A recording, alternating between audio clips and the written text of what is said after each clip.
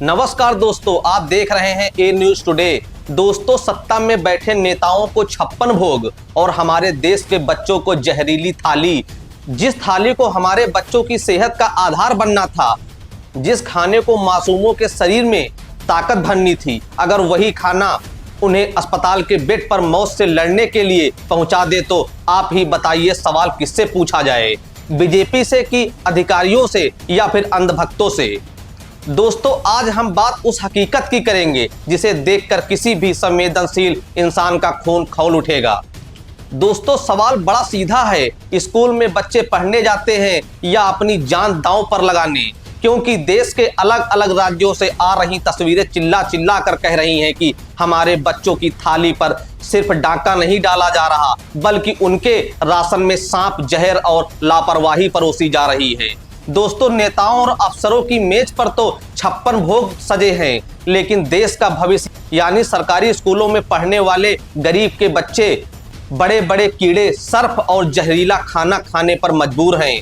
दोस्तों, आज पूछना पड़ेगा कि इस नाकारा और भ्रष्ट सिस्टम की जवाबदेही आखिर किसकी है। दोस्तों, आप सोच रहे होंगे कि मैं किसी एक घटना की बात कर रहा हूं। ऐसा बिल्कुल नहीं है। या किसी एक स्कूल या एक जिले की लापरवाही नहीं है, या पूरे सिस्टम के सड़ने का सबूत है। दोस्तों, पहले आप तस्वीरें देखिए और सिलसिलेवार आंकड़े भी समझिए। शुरुआत करते हैं राजस्थान के कोटा से, जहां शिक्षा मंत्री मदन दिलावर का अपना गृह जिला है। वहां एक सरकारी स्कूल में मिड डे मील की कद्दू की सब्जी खाने के बाद 27 बच्चे अस्पताल पहुंच गए हैं। बच्चों को पेट में दर्द, उल्टी और चक्कर की शिकायत हुई और इससे हड़कंप मच गया। आनंद फानन में अस्पताल में भर्ती कराया गया। दोस्तों, अब चलिए बिहार के नालंदा, जहां मिड डे मील में बच्चों ने जब थोड़ा अतिरिक्त नमक मांगा तो नमक की जगह वाशिंग पाउडर और सर्फ मिला दिया गया। दोस्तों, सोचिए जरा, इन लोगों को नमक और सर्फ का फर्क पता ही नहीं चला, फिर जानबूझकर या नीचता की गई। 20 से ज्यादा मासूम अस्पताल पहुंच गए। अब बात करेंगे बिहार के सहरसा की, जहां मिड डे मील के खाने में सांप का बच्चा तैरता हुआ मिला। 250 से ज्यादा बच्चे बीमार पड़ गए। दोस्तों, अब आता है अरवल बिहार, जहां 75 स्कूलों में जिंदा कीड़े परोसे गए। सलाम है उन बच्चों की हिम्मत को जिन्होंने उस भ्रष्ट सिस्टम के मुंह पर तमाचा मारते हुए अपनी अपनी थालियां फेंक दी। दोस्तों, अब आते हैं देश के महान प्रदेश उत्तर प्रदेश में, जहां सीतापुर में पानी में तैरती सब्जी और जली हुई रोटियां परोसी जा रही हैं, तो वहीं प्रयागराज में मटर सोयाबीन की तरी खाकर 24 बच्चे बीमार हो गए। दोस्तों, क्या यही है हमारा पीएम पोषण योजना और सुशासन? दोस्तों, हर बार जब कोई बच्चा बीमार पड़ता है तो सिस्टम का एक ही पुराना पैटर्न सामने आता है। बच्चों को अस्पताल पहुंचाओ, मीडिया में शोर मचे तो जांच के आदेश दे दो, किसी रसोइया या चपरासी को सस्पेंड करके मामले को रफा दफा कर दो, बस हो गया। पर जवाबदेही पूरी किसकी होगी?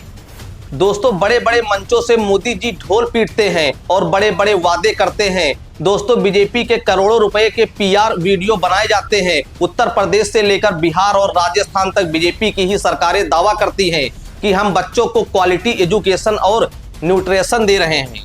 दोस्तों, हमारे देश के प्रधानमंत्री नरेंद्र मोदी लाल किले से लेकर चुनावी रैलियों तक बड़े बड़े वादे करते हैं। हम बच्चों को एआई की क्लास देंगे, डिजिटल बोर्ड देंगे, फ्री कोचिंग देंगे। अरे हुजूर, एआई की क्लास और डिजिटल बोर्ड बाद में दीजिएगा, पहले जो जीवन का आधार है यानी साफ पानी और शुद्ध खाना, कम से कम वही सही सलामत बच्चों की थाली तक पहुंचा दीजिए। जो बच्चे पेट दर्द से अस्पताल में तड़प रहे हैं, वो एआई और कोडिंग क्या सीखेंगे? दोस्तों, यह मामला केवल लापरवाही का नहीं है, बल्कि यह उस गरीब परिवार के भरोसे का खुलेआम बीच चौराहे पर कत्ल है, जिसके पास अपने बच्चों को 2 वक्त का पौष्टिक खाना देने के साधन नहीं है। वो माँ बाप इस उम्मीद में बच्चे को स्कूल भेजते हैं कि वहाँ उसे पढ़ाई के साथ साथ 2 निवाले ढंग के मिल जाएंगे, लेकिन उन्हें क्या पता कि स्कूल की थाली में उन्हें मौत परोसी जा रही है, जिसे खाकर उनका बच्चा बीमार हो जाएगा। दोस्तों, आज हम इस मंच से सीधे सवाल पूछते हैं। पहला सवाल यह है, बच्चों को खाना परोसने से पहले उसकी क्वालिटी चेक क्यों नहीं होती?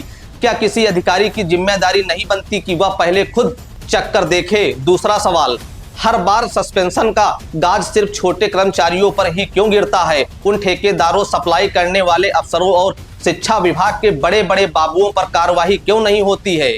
जो राशन के नाम पर अपनी जेबें भर रहे हैं। दोस्तों, तीसरा और सबसे अहम सवाल, जब राज्य दर राज्य ऐसी घटनाएं बार बार सामने आ रही हैं, तो क्या यह साबित नहीं करता कि सिस्टम नीचे से लेकर ऊपर तक सड़ चुका है? याद रखिए, ये बच्चे सिर्फ सरकारी फाइलों के आंकड़े नहीं हैं, या किसी का बेटा है, किसी की बेटी है, किसी परिवार का चिराग है और इस देश का आने वाला कल है। अगर आज हमारा कल ही सुरक्षित नहीं है, तो फिर किस विकास और किस विश्व गुरु बनने का हम सपना देख रहे हैं? अगर एक बार स्कूल में गलती हो तो उसे भूल कहा जा सकता है, लेकिन जब यह हर दूसरे दिन की कहानी बन जाए तो इसे लापरवाही नहीं, मासूमों की जिंदगी के साथ खिलवाड़ कहा जाएगा। दोस्तों, जिम्मेदारी तय करनी ही होगी। अगर बच्चों की थाली साफ और सुरक्षित नहीं हो सकती, तो फिर इस सिस्टम को चलाने का दावा करने वालों को सत्ता में रहने का भी कोई हक नहीं है। दोस्तों, आप इस पूरी लापरवाही पर क्या सोचते हैं? अपनी राय हमें कमेंट बॉक्स में जरूर दीजिए। इस वीडियो को इतना शेयर कीजिए कि ये आवाज उन सोए हुए अफसरों और नेताओं के कानों तक पहुंचे।